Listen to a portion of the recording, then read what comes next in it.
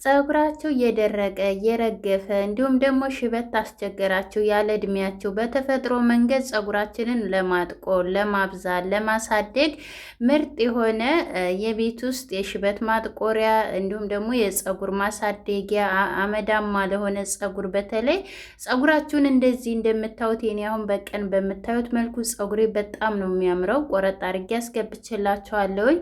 ሁልጊዜ እንደዚህ ተተጠቀምን ፀጉራችን ሁሌም ቢሆን ይቀየራል፣ ፀጉራችን ያድጋል፣ ይፋፋል፣ ይበዛልናል።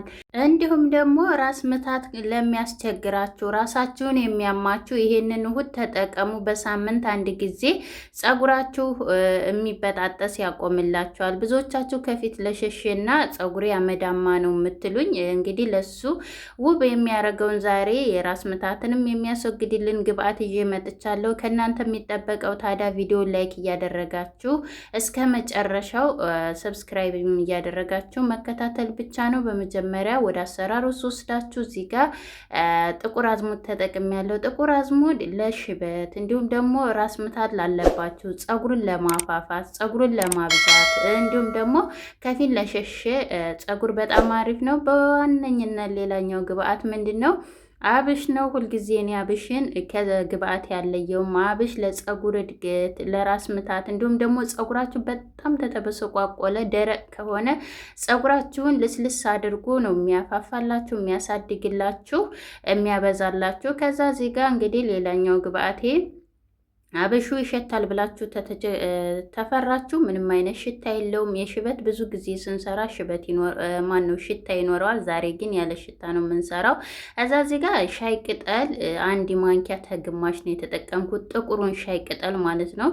እናንተ ቀዩንም መጠቀም ትችላላችሁ። ያላችሁ ልክ ስትጠቀሙት ሄና ነው ሽታው ራሱ የሚለው። እዛ በኋላ እዚህ ጋር ኑስኮፊ ተጠቅሜ ያለውኝ ቡና፣ እናንተ የሀበሻ ቡና የምታገኙ ከሆነ እሱን መጠቀም ትችላላችሁ። ቡና ለራስ ምታት እንዲሁም ደግሞ ፀጉራችን ለማሳደግ ራሳችን የደም ዝውውራችንን ስለሚያነቃቃ ፀጉራችን ያድጋል፣ ይፋፋልና እንዲሁም ደግሞ ሽበት ካስቸገራችሁ ሽበቱንም እያጠቆረውና እየቀነሰው ይሄድልናል ማለት ነው። ከዛ በኋላ እዚህ ጋር ሁሉንም በአንድ ላይ አድርገን በመጀመሪያ አብሹ እንዳይሸት ምናደርጋለን። አብሹ እንዳይሸትብን ቀጥታ እሳት ላይ ስንጥደው ምናደርገዋለን? ዘፍዝፈን እናሳድረዋለን። የምንዘፈዝፍበት ውሃ ለብ ያለ ውሃ ቢሆን መልካም ነው፣ ብርጭቆውን እንዳይሰብርባችሁ። እንዲሁም ደግሞ እኛ ባለንበት ሞቃት ስለሆነ ውሃው የሞቀ ነው ራሱ ከቧንቧው ቀጥታችሁ ብትጨምሩት ራሱ የራሱ የሞቀ ነው ለማለት ያህል ነው። ከዛ በኋላ እንደዚህ ሁሉንም በደንብ አድርገን እናዋህዳለን። ሰላም አላልኳችሁም? እንግዲህ ሰላም ብያለሁ። በያላችሁበት ዓለም ዳርቻ ሰላማችሁ ብዝት ይበል እያልኩ ለቻናሌ አዲስ ከሆናችሁ ሰብስክራይብ አድርጉ፣ ሼር አድርጉ፣ ለሌሎች የሚድረስ። በእርግጠኝነት ብዙዎቻችሁ የኔን ቻናል የምትከታተሉኝ የምትጠቀሙ ተጠቅማችሁ ጠቅሞናል ያላችሁ ምስክርነት እየሰጣችሁኝ ነው። ኮሜንት ላይ እየጻፋችሁልኝ እያበረታታችሁኝ ነው። በጣም ነው የማመሰግነው የኔ ውዶች ማለት ነው። ከዛ በኋላ ለ24 ሰዓት ተዘፈዘፍኩት በኋላ አብሹ እንደምታዩት ብጥ ብሏል። በነገራችን ላይ ቁርንፍድ መጨመር ትችላላችሁ። መጨረሻ ላይ እኔ ሌላ ግብአት ስለምጨምርበት ያው እንደዚህ ቀጠና አድርገን እንሰራዋለን። ከዛ በኋላ እዚህ ጋር ቀጥታ ወዴት እናደርገዋለን? እሳት ላይ እንጥደዋለን፣ የበለጠ ጥቅሙን እንዲሰጠን። እናንተ ጊዜ ከሌላችሁ እንደዚህ ዘፍዝፋችሁ ለ3 ቀን አሳድራችሁ ውሃውን ብቻ ጥላችሁ ከዛ እኔ የምጨምርበትን ጨምራችሁ እንደዛ ማድረግ ትችላላችሁ። ነገር ግን እንደዚህ የበለጠ ብታንፈቀፍቁት ጥቁር አዝሙዱ እንዲሁም ደግሞ አብሹ የበለጠ ጥቅሙ እንዲሰጣችሁ አንፈቅፍቁት ማለት ነው። ከዛ በኋላ እዚህ ጋር እንግዲህ ውሃውም ስለሚያንሰኝ እኔ ውሃ ጨምሬበታለሁ። እኔ ፀጉር ብዛት ስላለው እንደ ፀጉሬ ብዛት ነው እኔ ሁልጊዜ የምሰራው። እናንተ እንደ ፀጉራችሁ ብዛትና ማነስ መጠቀም ትችላላችሁ። ይህንን ውህድ በነገራችን ላይ ለሽበት ብቻ አይደለም ብያቸዋለሁ መግቢያ ላይ፣ ለፀጉር እድገት፣ ለፀጉራችሁ በጣም የሚበጣጠስባችሁ የሚደርቅባችሁ ይህንን ተጠቀሙት። እንዲሁም ደግሞ ለልጆች ራሱ መጠቀም ትችላላችሁ። ለፀጉራቸው እድገት በጣም አሪፍ ነው። ለራስ ቅል እንዲሁም ደግሞ ፎረፎር ካለባችሁ እሱንም ያስወግድላችኋል። ብዙዎቻችሁ ፎረፎር አስቸገረኝ እያላችሁኝ ነው። እና ፎረፎር እንግዲህ ከራስ ድርቀት ነው የሚመጣው። ራሳችን ሲደርቅ ቅባት ሳንቀባው ሲቀር እንዲሁም ደግሞ በማበጠሪያ ይሄዳል። ግን በዋነኝነት የሚመጣው ራሳችን ሲደርቅ ነው ቅባት ሳንቀባው።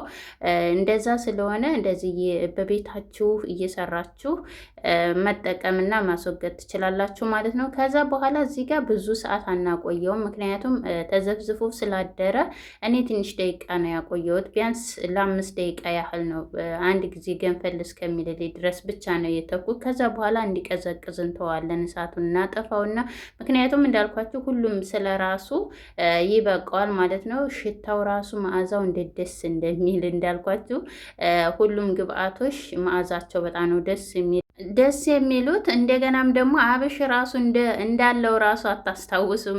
እንደዚህ እያደረጋችሁ ሽታ የሚያስቸግራችሁ ሽታውም እንደዚህ እያጠፋችሁ አብሽን በተደጋጋሚ ተጠቀሙ። እንዲሁም ደግሞ ሽንኩርት ብትጨምሩበት ራሱ ፀጉራችሁን በጣም ነው የሚያፋፋላችሁ። እኔ ረስቸው ነው በነገራችን ላይ ማለት ነው። እዚህ ጋር እንግዲህ እናጠለዋለን። እኔ ያው መፍጨት ትችላላችሁ። ልፈጫው አስቤ ነበር፣ ግን ጊዜ አጥቼ ነው እንደገና አጥልዬ በእንደዚህ መልኩ ልሰራው የወሰንኩት። ከዛ በኋላ ውሃውን እንግዲህ እኔ ፎጣ ላይ አድርጌዋለሁ። ምክንያቱም የሻይ ቅጠሉ ሲጠለል ወደ ውስጥ እንዳይዘግጥና አሰር እንዳይሆንባችሁ ፀጉራችሁ ስትቀቡ። ከዛ እዚህ ጋር ነሻ ጨምሬያለሁ፣ 2 ማንኪያ ነሻ። ነሻ ምንድነው ለምትሉ፣ ነሻ ማለት የበቆሎ ዱቄት ማለት ነው። በአረበኛ ነሻ ይባላል። ከዛ ደቃቁ በእርግጠኝነት ኢትዮጵያ ላይ ያላችሁ አናገኝ የምትሉ አላችሁ። አለ በእርግጠኝነት ፎቶውን ሌሎች ቪዲዮ ላይ ታገኙታላችሁ። ተቻልኩ እዚህም ላይ ላስገባላችሁ እችላለሁ። 2 ማንኪያ አድርጌያለሁ። እሱ ከሌላችሁ እኔ ሄና ስላለቀብኝ እንጂ ሄና የፀጉር ሄና እሱን መጠቀም ትችላላችሁ። ራሱ ጥቁሩንም ሊሆን ይችላል አረንጓዴውንም ማለት ነው። እሱን ካላችሁ ተጠቀሙ። ከዛ በኋላ እዚህ ጋር ትንሽዬ የተወሰነ ደቂቃ እናቆየዋለን። የሩዝ ዱቄት ራሱ ካላችሁ የሩዝ ዱቄት ለፀጉር እድገት በጣም አሪፍ ስለሆነ እነኚህ የጠቀስኳቸው ከሌሏችሁ ደግሞ እንዳልኳችሁ አብሹን በዛ አድርጋችሁ በደንብ አንተክትካችሁ ዘፍዝፋችሁ ፍጭት አድርጋችሁ ማስክ ይሆንላችሁ። እንደዛ ማረግም ትችላላችሁ ማለት ነው። ከዛ በኋላ እንደዚህ ቶቶሎ እናማስለዋለን። የበቆሎ ዱቄት በጣም ደቀቅ ስለሆነ ቂጡ ይይዛል፣ ይጣበቅባችኋል። አንደኛ ሌላኛው ደግሞ ይጓጉላል። ከዛ በኋላ እዚህ ጋር በምታዩት መልኩ ወፍሮልኛል። መልኩ ራሱ በጣም ጥቁር ነው።